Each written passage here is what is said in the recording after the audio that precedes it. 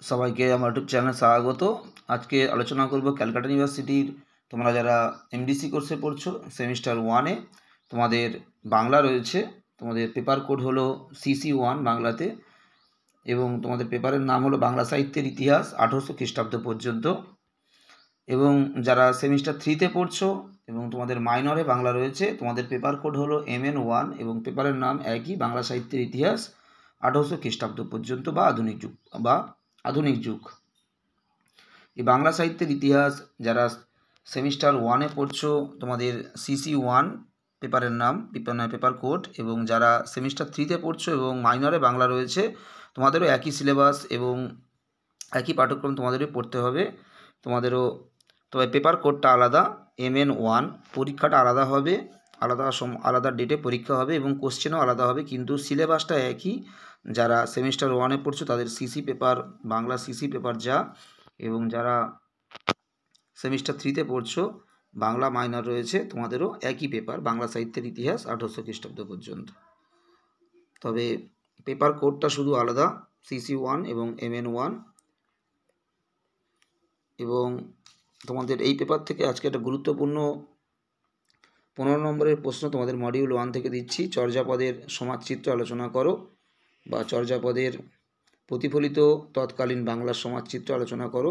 এই প্রশ্নটা ইতিমধ্যে 2024 সালে মাইনর যারা পরীক্ষা দিয়েছে সেমিস্টার 3-তে, মাইনর পেপার যারা, তাদের পরীক্ষাতে এই প্রশ্নটা ইতিমধ্যে এসেছে। তাই তোমরা যারা সেমিস্টার 1-এ পড়ছো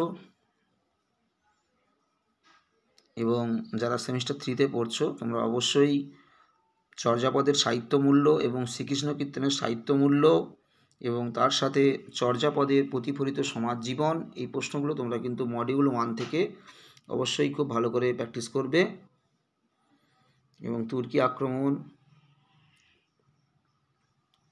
তোমাদের মডিউল 1 থেকে মূলত এই প্রশ্নগুলোই পরীক্ষায় তোমাদের আসে। চর্যাপদের সমাজ জীবন, চর্যাপদের সাহিত্যমূল্য, শ্রীকৃষ্ণ কীর্তনের সাহিত্যমূল্য, এই প্রশ্নগুলো তোমাদের মডিউল 1 থেকে পরীক্ষাতে বেশি আসে। খুব ভালো করে তোমরা এই প্রশ্নগুলো প্র্যাকটিস করবে। আমি তোমাদের ইতিমধ্যে মডিউল 1 থেকে দুটো টিকাও তোমাদের আমি দিয়ে দিয়েছি। চর্যাপদের ভাষাকে কেন সান্ধ্য ভাষা বা সন্ধ্যা ভাষা বলা হয়, এবং চণ্ডীদাস সমস্যা।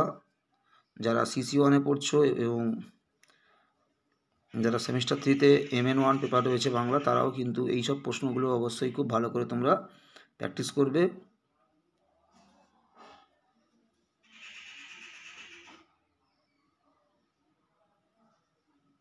এবং তোমাদের বাংলার 3টে মডিউলের সমস্ত ইম্পর্টেন্ট প্রশ্ন উত্তর কিন্তু এক এক করে চ্যানেলে আপলোড করা হবে। তাই যারা ভিডিওটা দেখছো অবশ্যই সাবস্ক্রাইব করে কন্টিনিউ ফলো রাখবে, তাহলে অবশ্যই তোমরা প্রশ্ন উত্তর তোমরা সবই চ্যানেল থেকে পেয়ে যাবে। সবাইকে নমস্কার।